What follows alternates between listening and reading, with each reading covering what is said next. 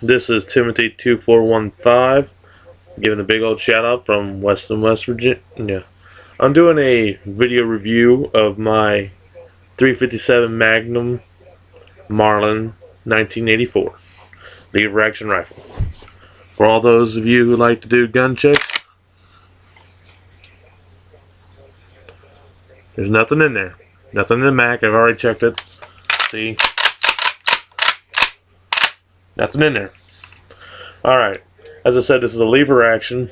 There's different variants of it with the 45 cal long Colt, 357. There's just different variations. 38 special. This one will shoot the 357 mag. It will shoot the same round as the 357 revolver. 357 revolver will shoot the same thing, so it's kind of convenient in that sense, because you can fire both rounds, same round for each gun, because it's the same thing. You can also stockpile ammunition better that way. This is my 9x32 powered scope. This is a good overall brush gun for deer hunting. You know, when you're hunting an area that is thick with brush. It's not that big at all. That's about as it is right there. That's about all it is with the length. I didn't do the exact measurements. It is manufactured by North Haven from the Marlin Firearms Company in Connecticut. It's a micro groove, and the model is a 1994. Sorry, but it's an overall good gun for brush. Since it's small, lightweight, you can get it from just your basic, you know, if you want to carry like that, snap it to the shoulder real fast for when you're hunting.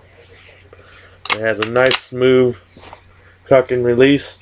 This one holds 7 in the mag right here. You push it in, slide it up, and then after it gets to that max amount, you work the action again, put another one in, so that's 7. 7 in the mag, 1 in the chamber. This zooms up pretty far for if you want to take those longer distance shots, but this is good for going through a brushy hillside or anything brushy to go after your prey. It's a good small game animal gun to, well, not a small game, but medium-sized game like deer, antelope, pronghorn, that type of thing. And I've heard some people use bear, but I wouldn't recommend that. It seems a little bit too small.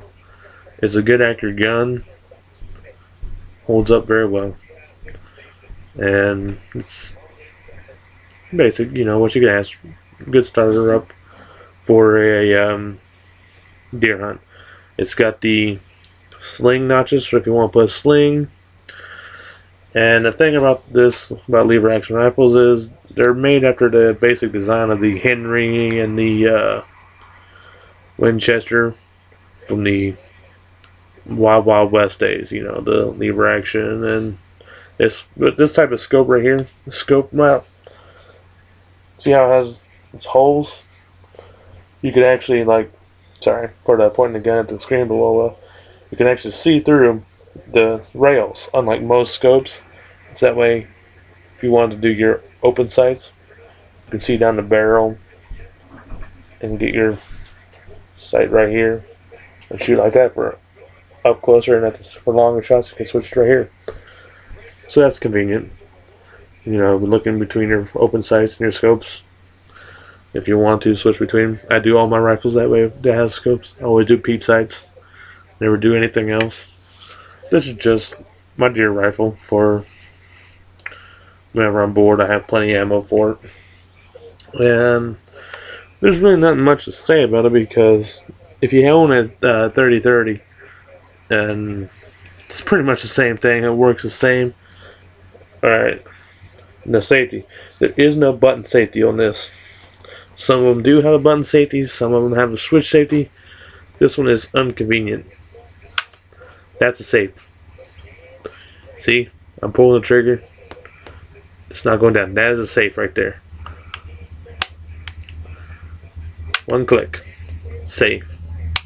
All the way back. Ready to go. Save. Set. This one's got a thumb assist right here.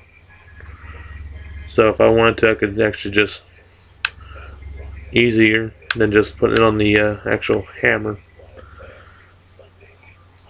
Well, this is all I have to say about it. I'll eventually do a shoot 'em video about how well it does and that type of thing. Eventually, before I get a better camera. There's really not much more to say about it. It's just a simple rifle. That's all there is to it. If you have any more questions, you can ask me, mail me, and I'll get the particulars and send them out.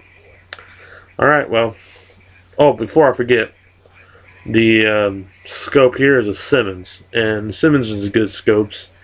They've been reliable, and they haven't failed me in any time. So, when I sight my rifles in, I just put rounds in, shoot, adjust it normally. But there's an easier way you could do it.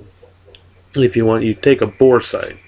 What it is just a laser pointer you stick in the barrel. You have particular screws that you could get for each size barrel, caliber, and gauge. Well, caliber. Screw it in till it gets the perfect fit, or you may need a bigger or you may smaller, and you slide it in until it gets nice and snug. Flip the laser light on, and when the laser light's on, you point it at your target, the distance you want, and adjust the sights until it's dead on. Or if, like, for a scope, how we do it is we let the dot be right underneath the crosshair. Like, you got your X, and it'd be just, the dot would be just underneath the crosshair, where the X forms into that plus sign at the very middle, just right underneath of it. And this gun's killed plenty of deer at various yardage. I can't remember the yards, but it's killed at least 10 or 12 deer easy with one shot. And I shoot hollow points through a 195 grain 357 Magnum. 357 rounds come in a pistol box, and they come in boxes marked rifle. They can come in hollow points. They come in hardball tips, which means they're just a solid lead round. It's not necessarily a hollow point or FMJ. Of course, you can't get FMJ in a 357 round, or, well, actually you could, I think. I'm not really sure on that, but I would say you can't, because I've never seen a 357 FMJ, but I've seen hollow points. Well, this is Timothy 2415. As I said, there's not much to say. Keep it real, YouTube.